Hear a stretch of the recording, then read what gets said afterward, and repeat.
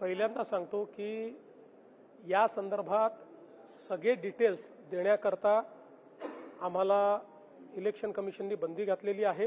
तथापि press note काढायला बंदी नव्हती म्हणून प्रेस नोटच्या माध्यमातून सगळे डिटेल आम्ही दिलेले आहेत। ते जर नीट वाचलं तर सगळे कन्फ्युजन दूर होतील। 56 लाख शेतकऱ्यांना 36,000 कोटी रुपयाची कर्जमाफी आपण करतो।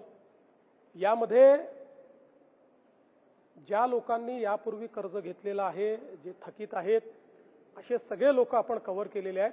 केवळ 2020 ला ज्यांना कर्जमाफी मिळाली आणि जे पुन्हा थकीत आहेत असं दाखवत आहेत किंवा झालेले आहेत, यांच्या संदर्भात काही रेस्ट्रिक्शन आपण टाकले आहेत। तो नंबरही मोठा नाही आहे। मला असं वाटतं की 9-10 लाख अशा प्रकारचे शेतकरी आहेत, त्यांनाही कर्जमाफी मिळणारच आहे।